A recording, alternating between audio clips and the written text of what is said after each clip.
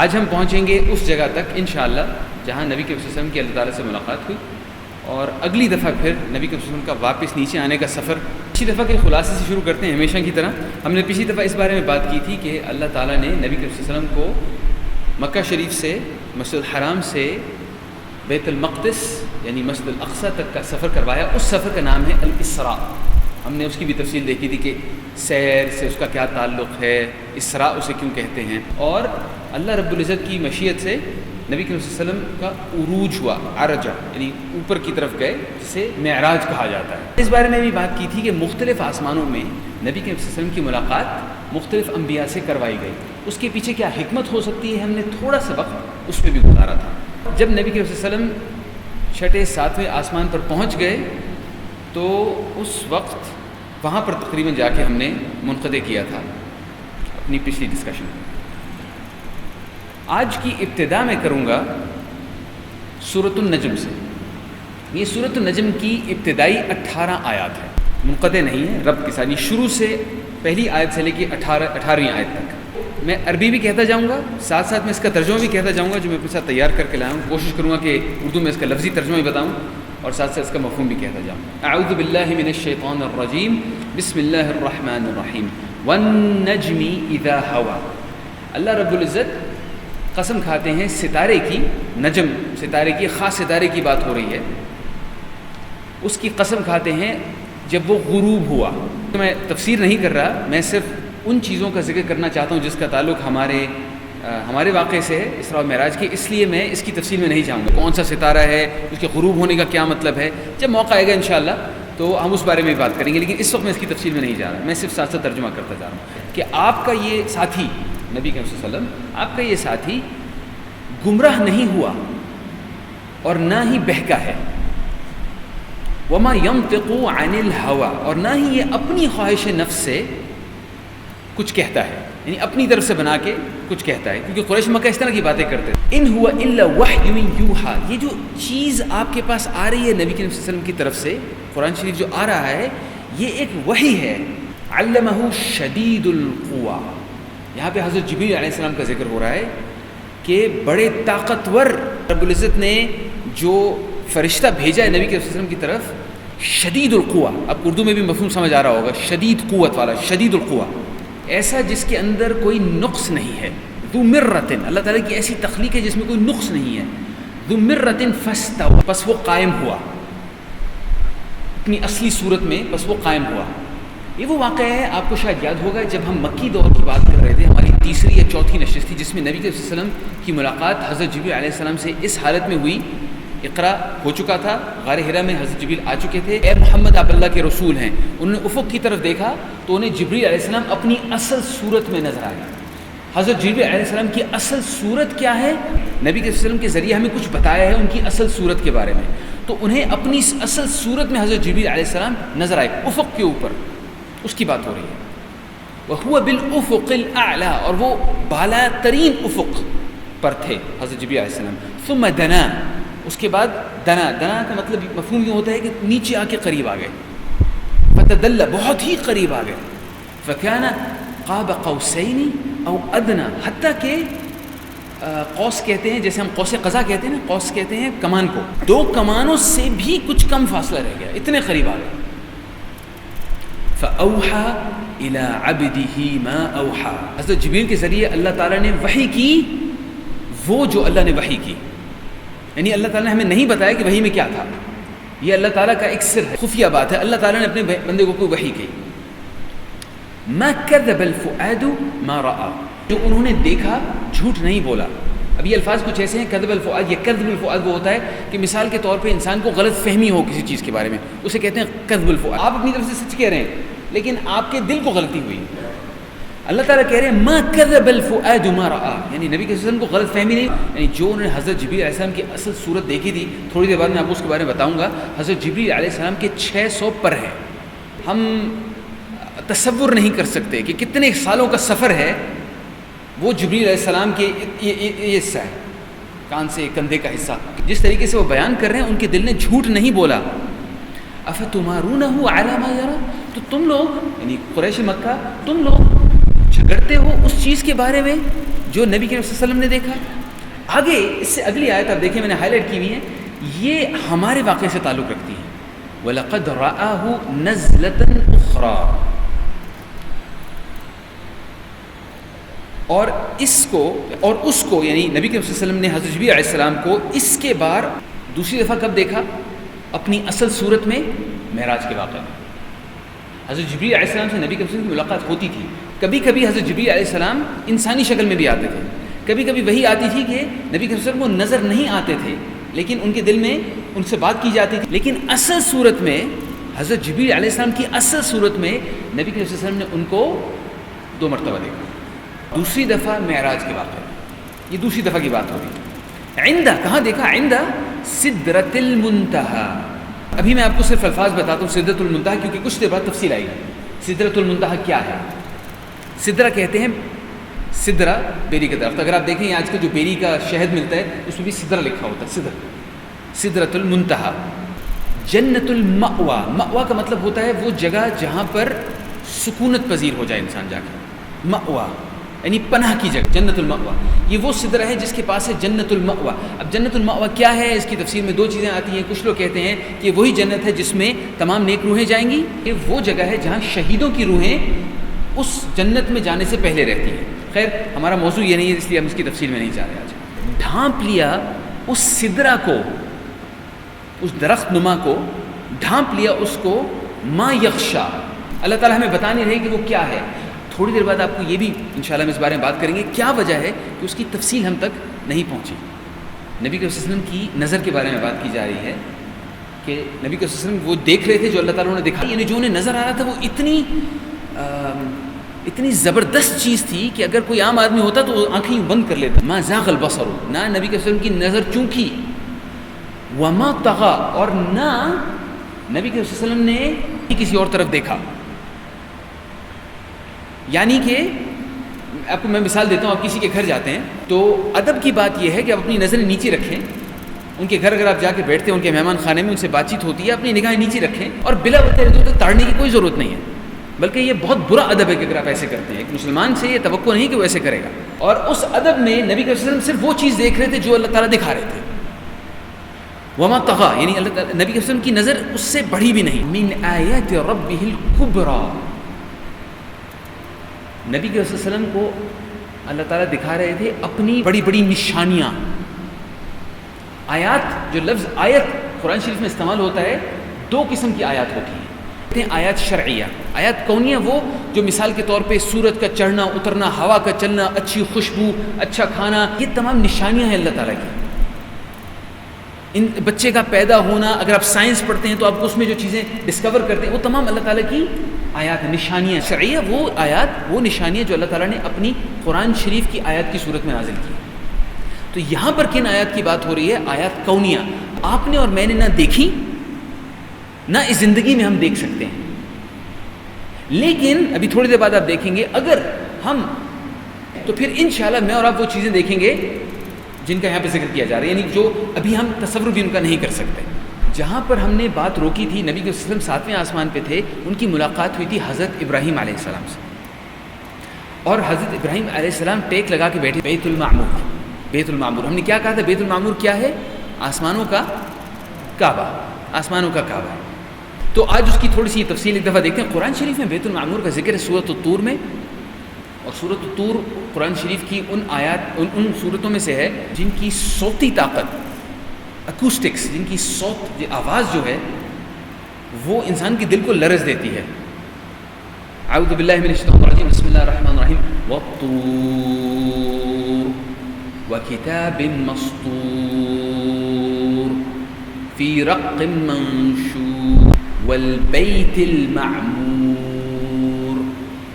اللہ تعالیٰ قسم کھاتے ہیں طور کی. طور کا مطلب پہاڑ ہوتا ہے، یعنی خاص پہاڑ کی بات کی جا رہی ہے جو حضرت موسیٰ علیہ السلام کے اللہ رب العزت نے طور کے پہاڑ پہ کی تھی. وہ کتاب مسطور، اور کھلی کتاب کی. فی رق منشور. رق کا مطلب ہوتا ہے، آج کل تو ہم کاغذ پہ لکھتے ہیں اور وہ چمڑا بھی ایک خاص قسم کا تھا، اس کو سکھایا جاتا تھا حتیٰ کہ وہ بہت ہی پتلا ہو جاتا تھا. رق بڑی مہنگی ہوتی تھی. رق پہ عام طور پہ انبیاء علیہ السلام کی کتابیں لکھی جاتی تھیں. صحف جو اللہ تعالیٰ نازل فرماتے تھے وہ رق پہ لکھی جاتی تھی. اللہ تعالیٰ ان رق اس قسم کی لکھی ہوئی کتابوں کی بھی قسم کھا رہے ہیں. والبیت المعمور، اور بیت المعمور کی بھی قسم کھا. نے پوچھا حضرت جبریل علیہ السلام سے ما ھذا، یہ کیا ہے؟ انہوں نے کہا البیت المعمور يدخله في كل يوم يدخله كل يوم 70,000 ملك اذا خرجوا منه لم يعودوا آخر ما عليه. یہ ہے بیت المعمور، اس میں ہر روز 70,000 فرشتے داخل، اور جب وہ طواف کر کے نکل جاتے ہیں اس کے بعد کبھی اس میں دوبارہ داخل نہیں ہوتے. یہ ہے بیت المعمور. نبی کے وسلم نے بیت المعمور دیکھا.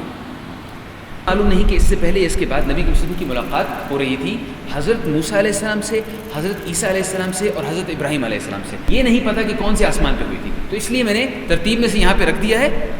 اس کا مطلب یہ نہیں کہ بیت المعمور کے بعد ہوئی تھی، یہ مجھے یقین سے پتہ ہے. صرف ہمیں معلوم ہے کہ ملاقات ہوئی. کہ نبی کے وسلم نے حضرت ابراہیم علیہ السلام سے اور حضرت موسیٰ علیہ السلام سے پوچھا یوم آخرت کے بارے میں. حضرت موسیٰ علیہ السلام نے کہا کہ مجھے بھی نہیں معلوم. حضرت عیسیٰ علیہ السلام نے کہا کہ مجھے معلوم ہے کچھ اس کے بارے میں. جب میں آؤں گا میری جنگ ہوگی دجال کے ساتھ، اس کے بعد یاجوج ماجوج آئیں گے. آخرت کی نشانیوں میں یہ چیزیں معروف ہیں، آپ لوگ جانتے ہیں. حضرت عیسیٰ علیہ السلام نے وہ ان چیزوں کا ذکر کیا کہ حضرت عیسیٰ جب واپس آئیں گے تو اس وقت یہ واقعات ہوں گے. نبی کریم صلی اللہ علیہ وسلم کو حضرت عیسیٰ نے وہ چیزیں بتائیں اللہ رب العزت کی مشیت سے، اور بعد میں نبی کریم صلی اللہ علیہ وسلم نے واپس اپنے صحابہ کے درمیان میں آ کے وہ ان باتوں کا ذکر کیا. ایک یہ بات ہوئی. دوسری بات یہ ہوئی کہ نبی کریم صلی اللہ علیہ وسلم نے حضرت ابراہیم علیہ السلام سے ملاقات کے وقت، یہ ترمذی میں روایت ہے، لقیت ابراہیم لیلۃ اسرا بی فقال یا محمد، اپنی امت کو انشاءاللہ میں اور آپ ان میں شامل ہیں، اپنی امت کو میری طرف سے سلام دیجیے گا. اخبرہم، انہیں خبر دیجیے گا کہ میں نے جنت دیکھی ہے. اللہ رب العزت نے حضرت ابراہیم علیہ السلام کو جنت دکھائی، تو انہوں نے کہا میں نے جنت دیکھی ہے. وہ اخبرہم ان الجنہ طیبۃ، جنت کی مٹی بہت زرخیز ہے. عذبۃ الماء وانہا قیعان، اور یہ بھی جان لیں کہ جنت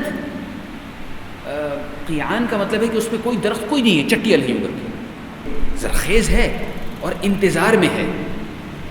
وَأَنَّ غَرَاسَهَا، اور اس کے اندر جو بیج لگائے جانے ہیں درختوں کے اگنے کی. وَلَا إِلَهَ إِلَّا اللَّهُ وَاللَّهُ أَكْبَرُ. یہ چار ذکر جن کا یہاں ذکر کیا جا رہا ہے کہ اپنے لیے جنت میں درخت لگائیں. سبحان اللہ والحمد للہ لا الہ الا اللہ. تو اپنے لیے بھی اور آپ کے لیے بھی میری ایک یوں سمجھیے ایک نصیحت ہے یا ریمائنڈر ہے، ذہن میں سوچ کے کہ اس کا مطلب کیا ہے یہ ذکر کیا کیجیے. ایک ایسے زبان سے کہنا اس میں عادت ہو جاتی ہے، پھر وہ ہم کچھ کہتے رہتے ہیں، وہ زبان ہلتی رہتی ہے، دل میں اس کا اثر نہیں جاتا.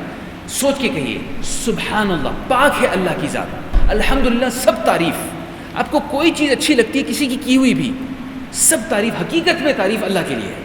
واللہ اکبر، یعنی ہر چیز جو کہ آپ کو اچھی لگتی ہے، اچھی ہے، بڑی ہے، اللہ رب العزت ان سب سے بڑا ہے. اللہ اکبر. اس کے بعد نبی صلی اللہ علیہ وسلم کی ملاقات ہوئی مالک سے، گیٹ کیپر کا.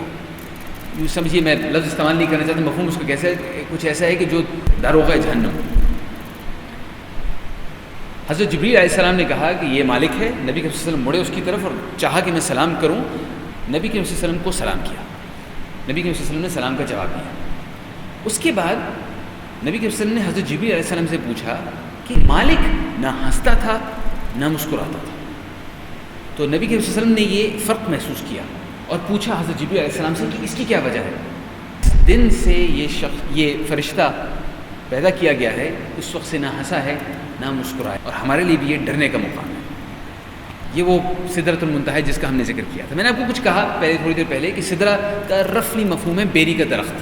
اچھا، پاکستان میں بیری کے درخت کم ہوتے ہیں، بیری کی جھاڑیاں زیادہ ہوتی ہیں. عرب چونکہ ایک ریگستان ہے، ایک صحرائی علاقہ ہے، وہاں پر ایک درخت اگتا ہے جس کو زیادہ پانی کی ضرورت نہیں ہوتی، جہاں چٹیل میدان ہے، کوئی سایہ نہیں، دھوپ ہی دھوپ ہے. اس دھوپ میں آپ کو ایک درخت نظر آئے گا جس کا گھنا سایہ ہوگا. وہ عام طور پہ بیری کا درخت ہوگا اور اس کی بیر کی خوشبو بھی اس سے آتی ہے. تو اس کی خوشبو بھی اچھی ہے اور عرب اس کو پہچانتے ہیں ایک ایسی جگہ کے طور پہ جس کا سایہ بہت اچھا ہے. مثال کے طور پہ ایسے درخت نہیں ہوتے جیسے ہمارے ہاں ہوتے ہیں، ان کے لیے وہ بہت اچھی خوبصورت چیز ہے. لیکن یہ صرف سدرہ نہیں ہے، یہ ہے سدرۃ المنتہا۔ منتہا وہ جس پر انتہا ہو گئی۔ پہلا آسمان، دوسرا آسمان، پہلا آسمان ہم نے کیا کہا تھا کہ ہمارا یہ آسمان ستاروں سمیت، پھر چوتھا، پھر پانچواں، پھر چھٹا، چھٹے آسمان سے غالباً یہ سدرۃ المنتہا شروع ہوتا ہے، اور اتنا بڑا ہے کہ یہ 7ویں آسمان تک جاتا ہے۔ دو روایت میں آتے ہیں، ایک میں چھٹے کا ذکر، ایک میں 7ویں کا ذکر ہے، تو 7ویں آسمان تک جاتا ہے، اور یہ اللہ تعالیٰ کی تخلیق کردہ چیزوں میں آخری منتہا ہے، آخری چیز ہے۔ صحیح بخاری میں حدیث ہے، وہ رفعت لی سدرۃ المنتہا، میں نے سدرۃ المنتہا کو دیکھا تو اس کے جو پھل تھے، یعنی بیرنما تھے، وہ سراہیوں کی طرح کے تھے، بڑے بڑے تھے، پتے تھے وہ ہاتھیوں کے کانوں جیسے تھے۔ نبی کریم صلی اللہ علیہ وسلم اپنے الفاظ میں ہمیں کچھ ایسی چیز بتانے کی کوشش کر رہے ہیں جو ہمارے لیے تصور ممکن نہیں ہے۔ اسی طریقے سے ایک دوسری حدیث میں جو مسلم میں روایت ہے، اس میں نبی صلی اللہ علیہ وسلم اس کے علاوہ یہ بھی فرماتے ہیں فلما خشیہ، کہ جب میں سدرۃ المنتہا کو دیکھ رہا تھا، اس کو ڈھانپ لیا کسی ایسی چیز نے جس نے اس کو ڈھانپ لیا۔ ایسے رنگ تھے جو تبدیل ہو رہے تھے، وہ تبدیل ہوتے ہوتے کچھ ایسے تھے جو میں تمہیں بتا بھی نہیں سکتا، کہ وہ ایسی چیز ہے جس کی، وہ ایسے رنگ جن کی تعریف بھی بیان نہیں کی جا سکتی۔ سورۃ السجدہ میں ترجمہ کروں گا آیت پڑھنے کے بجائے، کیونکہ پھر سجدہ واجب ہو جاتا ہے۔ اللہ تعالیٰ فرماتے ہیں، اللہ تعالیٰ کی آیات پر ایمان لاتے ہیں، جب ان کے سامنے آیات پڑھی جاتی ہیں وہ سجدے میں گر جاتے ہیں، اور اللہ تعالیٰ کی تسبیح اور تحمید، یعنی الحمد سبحان اللہ، اس چیز سے تکبر نہیں کرتے۔ ان کے جسم اس وقت جب باقی لوگ آرام کر رہے ہوتے ہیں، ان کے جسم اس وقت اپنے بستروں سے الگ رہتے ہیں، اللہ تعالیٰ کے خوف سے، اور جو رزق ہم نے ان کو دیا ہے وہ اس میں سے خرچ کرتے ہیں۔ پھر اگلی آیت ہے فَلَا تَعْلَمُ نَفْسُ مَا أُخْفِيَ لَهُم مِّن قُرَّةِ أَعْيُنٍ جَزَاءً بِمَا كَانُوا يَعْمَلُونَ۔ کسی دل کو بھی نہیں معلوم، کان کو نہیں معلوم، ایک کسی دل کو بھی نہیں معلوم، ما اخفی لہم، کہ ان کے لیے اللہ تعالیٰ نے کیا چھپا کے رکھا ہوا ہے، آنکھوں کی ٹھنڈک کی چیزوں میں سے ہم اندازہ نہیں کر سکتے، لیکن اللہ تعالیٰ بتا رہے ہیں کچھ ایسی خوبصورت چیزیں جن کا کوئی اندازہ بھی نہیں کر سکتا، ایسی چیزیں ہیں۔ سدرۃ المنتہا سے ہی 2 نہریں نکلتی ہیں، 4 نہریں نکلتی ہیں، 2 نہریں ظاہری ہیں اور 2 باطنی نہریں ہیں۔ ان کا نام ہے، کسی کو معلوم ہے باطنی نہریں؟ قرآن شریف میں 2 نہروں کا ذکر بھی ہے، سلسبیل اور کوثر، جن کا یہاں بھی ذکر کیا جا رہا ہے، سلسبیل اور کوثر۔ یہ 2 باطنی نہریں ہیں، 2 ظاہری نہریں ہیں جو سدرۃ المنتہا کی جڑوں سے نکلتی ہیں۔ ان کا نام ہے فرات اور نیل، دریائے نیل۔ دریائے فرات کہاں ہے؟ عراق میں، اور دریائے نیل کہاں ہے؟ مصر میں۔ یہ فرات اور نیل کا کیا چکر ہے، ان کا کیا تعلق ہے کہ سدرۃ المنتہا سے وہ 2 ظاہری نہریں نکلتی ہیں؟ اس کا مطلب کیا ہے؟ اس کا کچھ خلاصہ میں آپ کے سامنے، تو یہ کہ انسان جہاں سے شروع ہوا تھا، انسان کا منبع، وہ اس علاقے میں رہتے تھے، ممکن ہے اس کی یہ حکمت ہو۔ دوسری بات یہ کہ فرات اور نیل کا ذکر ہم سے پچھلی کتابوں میں بھی کیا گیا ہے، جس میں اللہ تعالیٰ حضرت ابراہیم علیہ السلام سے وعدہ کر رہے ہیں کہ میں آپ کو، حضرت ابراہیم علیہ السلام اور آپ کے بعد آنے والے آپ کی اولاد میں سے صالح لوگوں کو، جو عرب لوگ ہیں، ان کو میں دوں گا وہ زمین جو فرات اور نیل کے درمیان، کوئی برکت اس کا ایسوسیٹڈ ہے شاید اس کے ساتھ۔ حضرت جبریل علیہ السلام سے نبی کریم صلی اللہ علیہ وسلم کی ملاقات ہوئی یہیں سدرۃ المنتہا، ان کے ساتھ تھے، ان کے ساتھ ساتھ اوپر آ رہے تھے، لیکن یہاں پر ان کی اصل شکل میں ملاقات ہوئی۔ ہمیں یہ بتایا گیا ہے، نبی کریم صلی اللہ علیہ وسلم نے بتایا کہ، اور وہ تمام فرشتوں کے سردار ہیں۔ فرشتوں کے بارے میں ہمیں بتایا گیا ہے کہ ان کے 2 یا 3 یا 4 پر ہوتے ہیں۔ کیسے ہوتے ہیں ہمیں معلوم نہیں، لیکن بتایا کہ 2 یا 3 یا 4 پر ہوتے ہیں۔ حضرت جبریل علیہ السلام کے 600 پر ہیں، اور ان پروں سے نبی کریم صلی اللہ علیہ وسلم نے اپنے الفاظ میں کہا موتی نما کوئی چیز برستی ہے۔ میرے بھائی، میں جو باتیں آپ سے ڈسکس کر رہا ہوں ان کا تعلق عقیدے سے ہے۔ ہم نے جب سیرت شروع کی تھی اس وقت ہم نے اس بارے میں بات کی تھی، ہم نے کہا تھا کہ ہمارے پاس کچھ ایسی آیات ہیں قرآن شریف کی جن سے ہم اندازہ لگاتے ہیں کیا ہوا۔ ہم نے کہا تھا کہ ہمارے پاس کچھ احادیث ایسی پہنچتی ہیں، وہ کتنی مضبوط اور مضبوط احادیث ہیں، یعنی ہم کتنا شور ہیں کہ واقعی نبی صلی اللہ علیہ وسلم نے یہ کہا تھا۔ ایسی چاہیے احادیث چاہیے ہوتی ہیں جن کے بارے میں ہمیں اندازہ ہے کہ وہ صحیح ہیں، ہم یقین سے نہیں کہہ سکتے کہ نبی صلی اللہ علیہ وسلم نے یہ کہا تھا۔ اور اگر انہوں نے نہیں کہا تھا تو پھر ہمیں اجازت نہیں وہ بیان کرنے کی۔ چند ایک چیزیں پیش کر رہا ہوں فرشتوں کے بارے میں یا اسراء و معراج کے بارے میں یا آسمانوں کے بارے میں یا اللہ تعالیٰ سے ملاقات کے بارے میں، بہت چن چن کے وہ چیزیں جن کے بارے میں ہمیں معلوم ہے کہ واقعی انہوں نے یہ کہا تھا۔ حضرت جبریل علیہ السلام اسراء و معراج میں جیسے میں نے کہا نبی کے وسلم کے ساتھ تھے، یہاں پہ ان کی اصل شکل نبی کے وسلم نے دیکھی۔ السلام کے بارے میں ایک حدیث ہے جو حدیث قدسی کے طور پر بخاری اور مسلم دونوں میں آتی ہے۔ اس کے الفاظ کچھ یوں ہیں، اللہ تعالیٰ کسی بندے سے محبت کرتے ہیں، اللہ تعالیٰ مجھے اور آپ کو ان میں شامل کرے، کہیے آمین۔ جبریل علیہ السلام کو بلاتے ہیں، ان اللہ تعالی یحب فلان، اور کہتے ہیں کہ اللہ رب العزت اس شخص سے فلاں آدمی سے محبت کر، فیحبہ جبریل، پھر جبریل علیہ السلام بھی اس سے محبت کرتے ہیں۔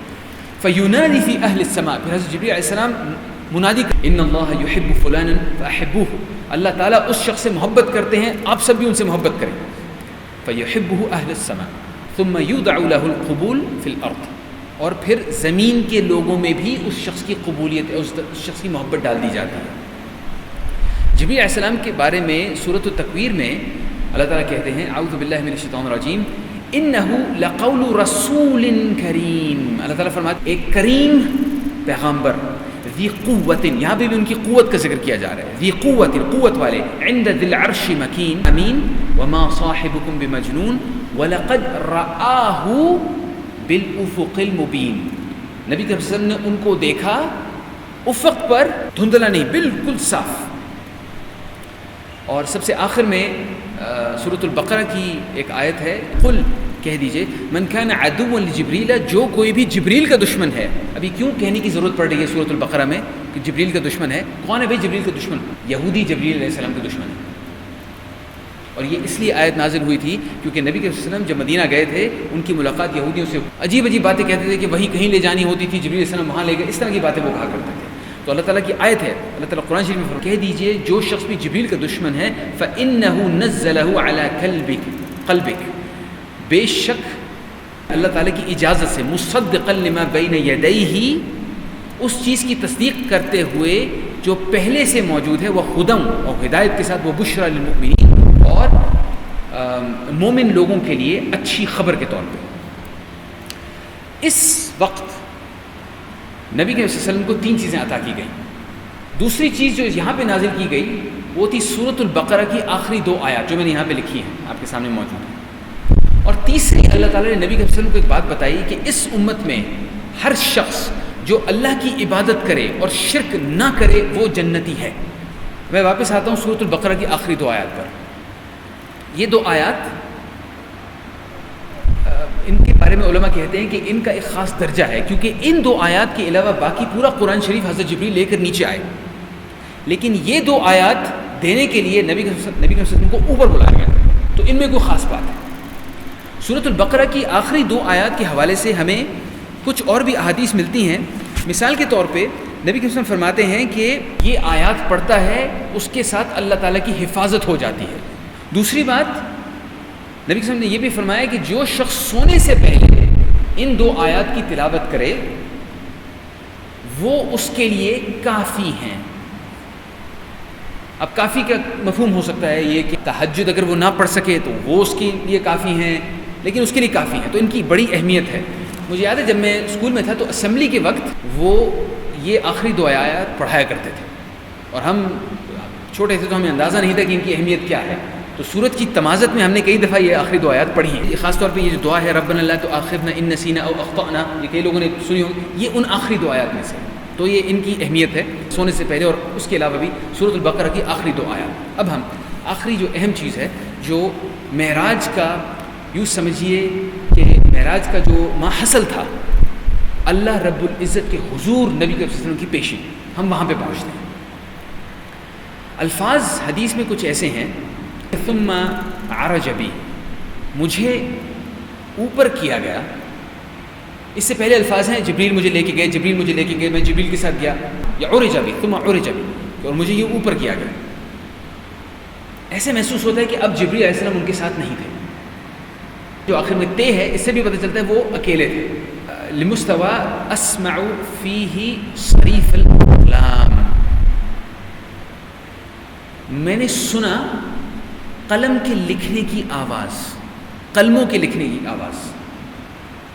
یہ کون سا قلم ہے؟ یہ کون سے قلم کی بات ہو رہی ہے؟ سنن نبی داؤد میں اس قلم کے بارے میں قرآن شریف میں بھی اس کا ذکر ہے، یعنی کہ آسمانوں اور زمین کی تخلیق کے بعد اللہ تعالیٰ نے قلم پیدا کیا. فقال له اکتب وماذا اکتب، اور قلم نے کہا کہ میرے رب میں کیا لکھوں؟ قال اکتب مقادیر کل شیء حتى تقوم الساعة. تو قلم اس طریقے سے تقدیر لکھ رہے تھے. اسی دوران میں اللہ تعالیٰ نے نبی کے وسلم کو کے اوپر کچھ نازل کیا. کیا بات ہوئی ہمیں کچھ نہیں معلوم. شروع میں 50 نمازوں کا حکم دیا گیا، نبی کے وسلم نے حکم لیا اور واپس آ گئے. اس میں کتنا وقت لگا ہمیں کچھ نہیں پتا. نبی کے وسلم واپس آ گئے تھے مکہ شریف تو اس وقت محسوس ہوا چند ایک منٹ ہوئے، لیکن وہاں پر کتنا وقت لگا. وقت اللہ تعالیٰ کی تخلیق کردہ چیز ہے اور اللہ کی مرضی ہے اسے جتنا مرضی پھیلا. 40 دن کے لیے حضرت موسیٰ علیہ السلام وہاں پہ رہے تھے. یہ حضرت موسیٰ علیہ السلام کی اللہ تعالیٰ سے ملاقات تھی. تو یہ تو اللہ کے نبی، آخری نبی صلی اللہ علیہ وسلم، کتنا عرصہ انہیں وہاں گزارا ہمیں کچھ نہیں پتا. اور وہاں سے پھر نبی کے وسلم جب واپس آ رہے تھے، حضرت ابراہیم علیہ السلام کے پاس سے بھی گزرے ہوں گے. حضرت موسیٰ علیہ السلام ایسے محسوس ہوتا ہے جیسے انتظار کر رہے تھے.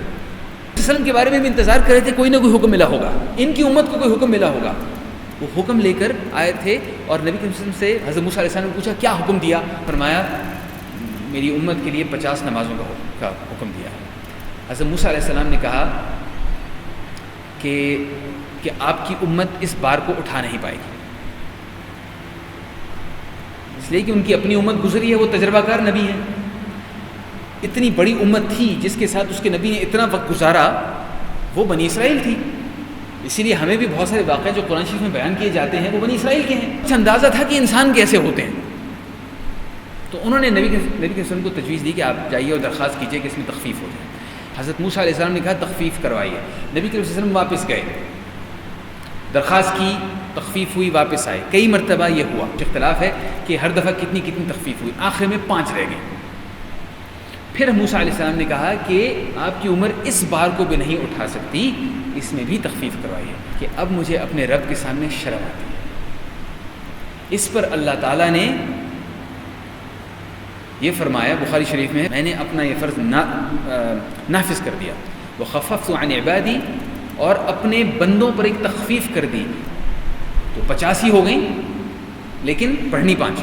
ان کی فرضیت روزے کی، زکوٰۃ کی، حج کی، باقی جو ارکان اسلام ہیں ان کی فرضیت سے مختلف ہے، کیونکہ ان کی فرضیت زمین پر نازل ہوئی تھی. نماز اتنی اہم ہے کہ اس کو فرض کرنے کے لیے اللہ تعالیٰ نے اپنے بندے کو اوپر بلایا. نماز مومن کی بھی معراج ہے. اگر اس کا خشوع اور خضوع اس قسم کا ہو تو پھر وہ بلند ہوتا جاتا ہے اللہ تعالیٰ سے کلام کرنے کے لیے. بہت سے لوگ جب امت کے حالات دیکھتے ہیں تو بہت مایوسی کا اظہار کرتے ہیں، لیکن میں بالکل امت سے مایوس. نبی کے وسلم کی اس امت میں اتنی خیر دیکھی ہے. اللہ تعالیٰ نے کسی وجہ سے ابھی مسلمانوں کو قائم رکھا ہوا ہے. وہ طریقہ، وہ دروازہ جو کھولا اپنے ساتھ کلام کرنے کے لیے، وہ طریقہ ہے نماز کا. یہ موقع آپ کے اور میرے پاس بھی موجود ہے. میری اللہ تعالیٰ سے دعا ہے کہ ہم جو بھی نماز پڑھیں وہ ہر پچھلی نماز سے بہتر ہو.